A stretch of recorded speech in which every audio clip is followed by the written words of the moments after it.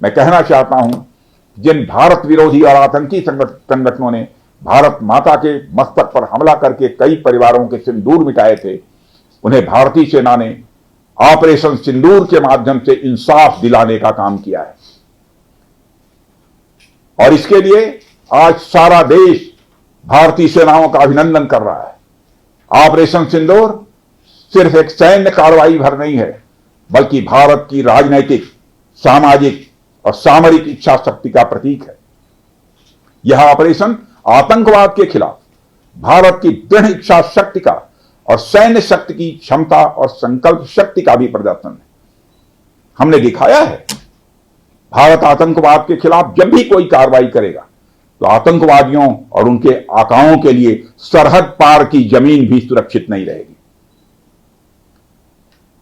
भारतीय सेनाओं ने ऑपरेशन सिंदूर को पाकिस्तान में मौजूद आतंकी ढांचा ढहाने के उद्देश्य से लॉन्च किया था। हमने उनके आम नागरिकों को कभी निशाना नहीं बनाया था, मगर पाकिस्तान ने न केवल भारत के नागरिक इलाकों को निशाना बनाया, बल्कि मंदिर, गुरुद्वारा, गिरजाघर पर भी हमले करने का प्रयास किया।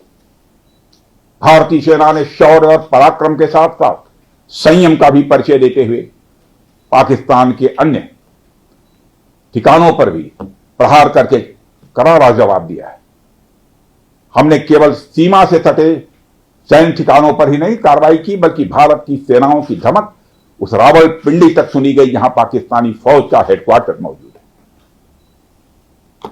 मित्रों, भारत में आतंकवादी घटनाएं करने और कराने का क्या अंजाम होता है, यह पूरे विश्व ने उरी की घटना के बाद देखा, जब हमारी सेना ने पाकिस्तान में घुसकर सर्जिकल स्ट्राइक की। पुलवामा के बाद देखा, जब बालाकोट पर एयर स्ट्राइक की गई, और अब पहलगाम की घटना के बाद दुनिया देख रही है कि जब भारत ने पाकिस्तान के भीतर घुसकर मल्टीपल स्ट्राइक्स की हैं। आतंकवाद के खिलाफ जीरो टॉलरेंस की नीति पर चलते हुए हमारे यशस्वी प्रधानमंत्री श्री नरेंद्र मोदी ने स्पष्ट कर दिया है कि यह नया भारत है जो आतंक के खिलाफ सरहद के इस पार और उस पार दोनों तरफ प्रभावी कार्रवाई करेगा। यह हमारे प्रधानमंत्री जी ने स्पष्ट रूप से यह संदेश दे दिया।